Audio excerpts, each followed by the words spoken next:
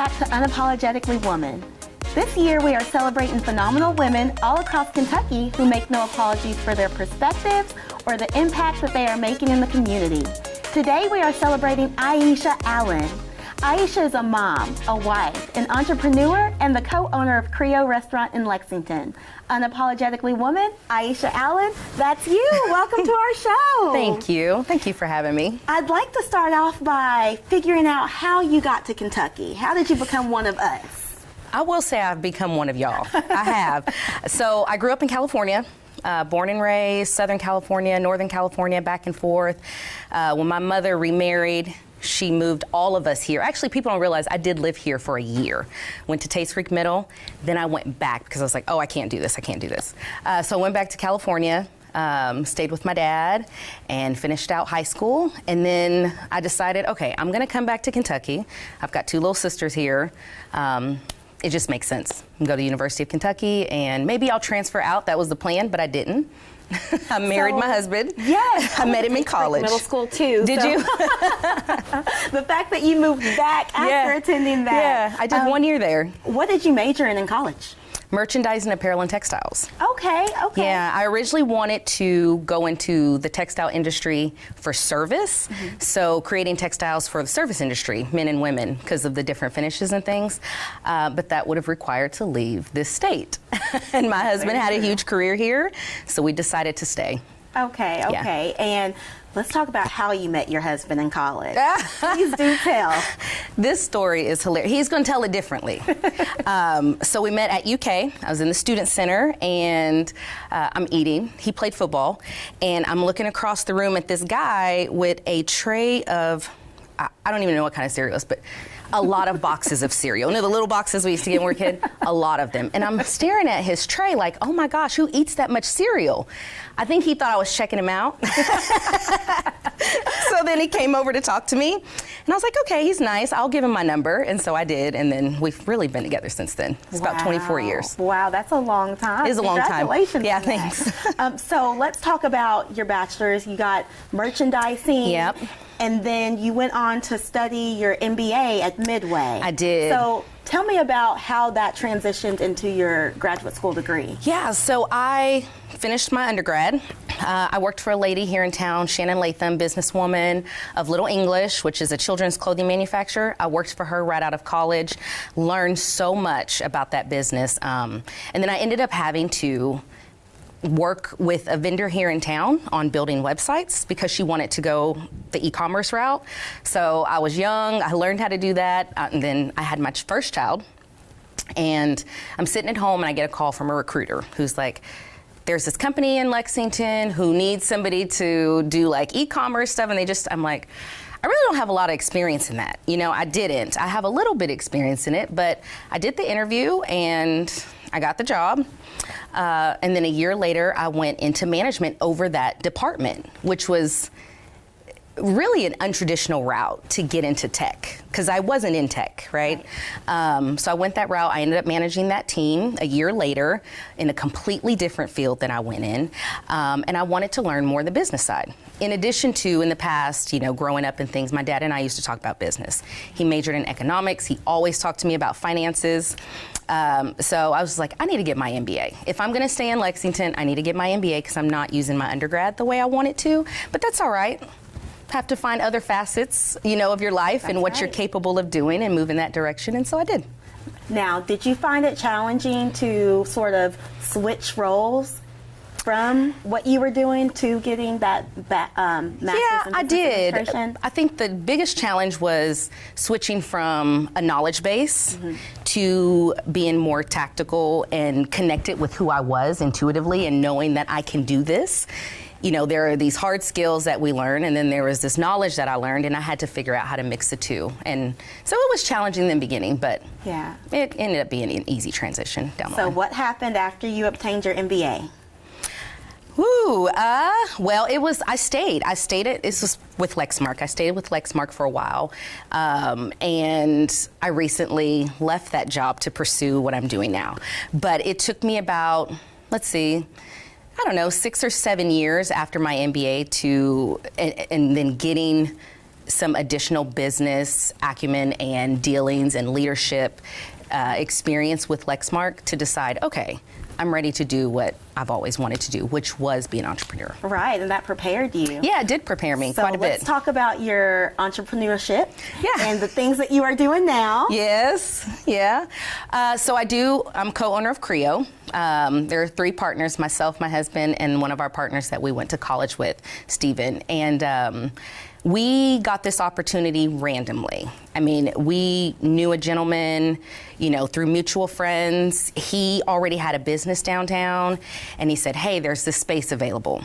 And do you guys want to do something with it? It's a great opportunity. So the 3 of us met with him, and we're looking at this space, and it was incredible. And we were like, we're all busy. Like, we all have full-time jobs. We all have children, families. How are we going to do this if we do decide to go this route? So we sat down, brainstormed all kinds of stuff, thinking about Lexington and the community and maybe what it might have needed from an entertainment standpoint. It was already set up to be a bar and restaurant, but those things there's so many of them, right? Bars and restaurants. And so what was going to make this different?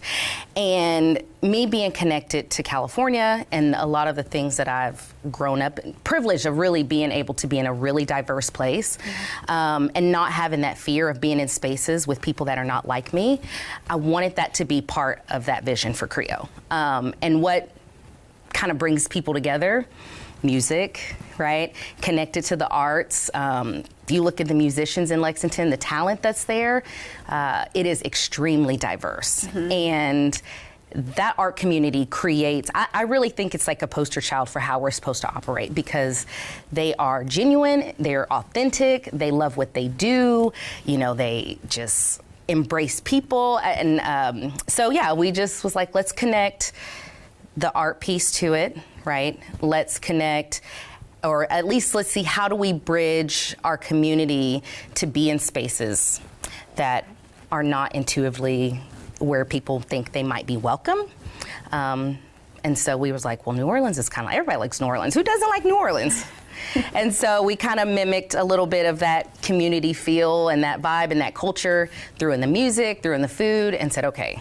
And I think we did this in 6 weeks. And that is incredible. Short amount of time. Yeah. Food, bringing people together. How did you think of the menu? I heard you all had the best catfish in Lexington. It is really good. It is really good. So I have this tradition in my family where we make gumbo every Sunday. Every New Year's. Okay. I grew up, every New Year's my grandmother made it. And so I've been able to make it. And so that kind of started it. That was kind of our first recipe, was that gumbo recipe from my family. And then we just built on from there. I mean, Dougie and I sat at home just doing stuff, making things. And then we came up with that menu. That is awesome. And I do know Creo has been a staple in Lexington. It's a place where everyone goes to just fellowship and dine. Yes. Which leads me to the next question. So that was a need for Lexington. It was. The next things you have coming up are? Yes. I'm opening a private bar and restaurant called the Melroy. This was actually in the works before Creo. Okay. So it's something that I wanted to do a long time ago. And it was looking in Lexington and saying, okay, there's not this space that we can all go to. What if I made it private? And part of the private part, of the part of being private for me when I was deciding to do that was really out of fear. It was out of fear of sustainability, right? I'm like, well, if I go private, then I can be more predictable in my bottom line, right? That was the early part. This was probably 13 years ago. But it's really morphed into, we're not private for that reason. We're just going private so that we can really, not so much control, but just have more connected to the vision that we have for the space, which is stemmed off of what we started with Creo, which is community and being in spaces and with people that are not like us, and hopefully that enriching our lives. And so that's part of the reason why we're gonna be private with the Melroy. I love that. And I love the fact that there's more intimacy, and you are more being able to just connect with individuals on a more intimate level. Absolutely. And we can be more intentional in guiding that experience. One of the things that I know we're going to do is there will be no cell phones after 5. right? Oh, So if you're in wow. there socializing, you can have your phone on you, but we're not taking the selfies and we're not going. Right. The point is to connect and to experience something that will enrich you, right? So if we're on our phones, and then it just becomes another bar. It just becomes another restaurant, and we don't want that. That's amazing, and I love the fact you're bringing that to Lexington because although it's not common here in Lexington, Yes. it's been a thing. It is. All the other states, So places many. that I vacation. Yeah. So that's amazing that you're bringing Yeah. that perspective to Lexington. Thank you. So you have all of this going on. I do. And I'm pretty sure your biggest job is being a mom. Oh, it is So the tell me biggest about that and most and important. Tell us about your baby. Oh, well, they're awesome. I've got 3. My oldest, Avery. My youngest is Clark, and my middle boy, only boy I have, is David. And they keep us busy, right? So I have always wanted to be extremely intentional in how I parent them. I have this belief, we go by the book with so many other aspects of our lives, whether it's college or whether it's how to this and how to that. But parenting, we don't tend to seek that out and how to do it right. And my husband and I, we've talked about this for a long. We always wanted them to have a childhood that they didn't have, grow up to be an adult where they didn't have to heal from their childhood. Okay. And so we embrace that parenting role. It is the most important thing. They're super busy. We've had to sacrifice a lot on both ends. I really would not be able to parent as intentionally as I do without him, because we are a true partnership when it comes to those kids. There is nothing that I'm doing on a daily basis for them that he cannot do. And I have full confidence that he can manage it and do what needs to be done. And that's part of the reason why I've been able to go and seek out the desires of my heart and try to, keep going and building my life separately from motherhood. But yeah, they're amazing. They're super busy. They have all have different personalities, but they're all rooted in love. And so, we love them very much. They're awesome. Do you keep them in mind when you have these business ventures, when you think about what Lexington is going to become and how Lexington is developing? They actually remind me all the time to keep them in mind. Well, kids, they just like to, whatever their parents is doing, they think it's the greatest thing in the world, right? All of my children have said, whether it's what, for my business or what Dougie does, that they want to do what we do. Avery, our oldest, actually helps with some things every now and then. Whether it's, Dougie's like, handle this little bit of accounting stuff or do these things. David has a million business ideas in his head. Clark just wants to do whatever. She's like, wants to be a part of it.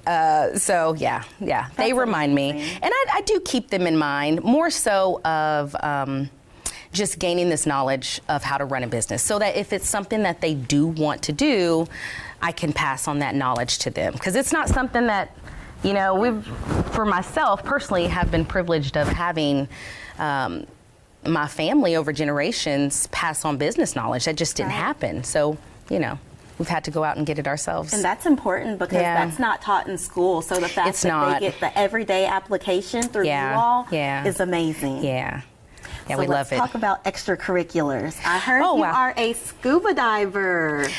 Yes, I am a certified scuba diver. I used to want to be a marine biologist. Oh, wow. Yes, Tell us about that. Well, I grew up by the ocean. Oh, and you grew up by the ocean. I took a fondness very young in the underwater world. I swam a lot growing up. But it was a goal that I just did not think it was attainable, right? It was like, marine biologist, like, how do you even get to that point? Well, I eventually, when I came to UK, I was like, okay, well, I'll major in biology, and then I'll leave in 2 years, and I will go to a school next to the coast, and I will major in this, and it just didn't work out that way. So that was one of the ways that I knew I could stay connected to that industry, and that was become a certified scuba diver. That's awesome. Now, I want to hear about some of the things that you've seen while scuba diving. Massive fish, huge, sunken, just whatever apparatuses. When I did my training, it was in a rock quarry, so it was more controlled, and they sunk an airplane in the quarry for us to train in and swim through. And That was probably the weirdest thing I've seen, but yeah, just massive, massive fish, and sometimes just darkness. I just love all the But it's aspects free. of your life, your extracurricular, you being a mom, a businesswoman. Oh, thanks. And what I want to do is I want to leave with you giving a little piece of advice to young women, young viewers who are watching you, and how did you get where you are, and just seeing the things you're doing now. Wow. We didn't all start here, but No. what's some advice that you can give? Yeah, where I am at today, I definitely did not start here. I would say that probably two things. First thing is keep going until you get a no.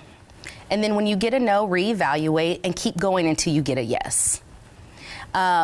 We have had to pull from all sorts of resources and courageously have to do that, because some of the resources that my husband and I have access to now didn't come from previous relationships or someone introducing us to someone. Some of these we've had to reach out and say, you know, I have a need in this area. Can you help me? I heard you're a great person to talk to. Or, so yeah, if you get a no, just keep going until you get a no, reevaluate, and then keep going until you get a yes, and those that come. The other thing I would say, especially for business, for women that are interested in going in business, vision is only a piece of it, right?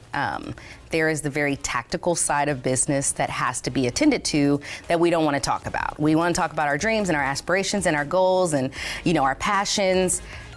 But we need to have the knowledge, we need to have the discipline, and we need to be able to execute, because that is the only way those goals and visions, especially if you want to go into business, that you're going to see that come to fruition. That's right. Yeah. Well, thank you so much.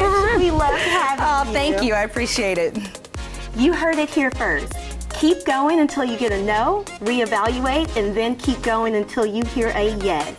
Thank you for watching Unapologetic Woman. I will see you next time. Bye.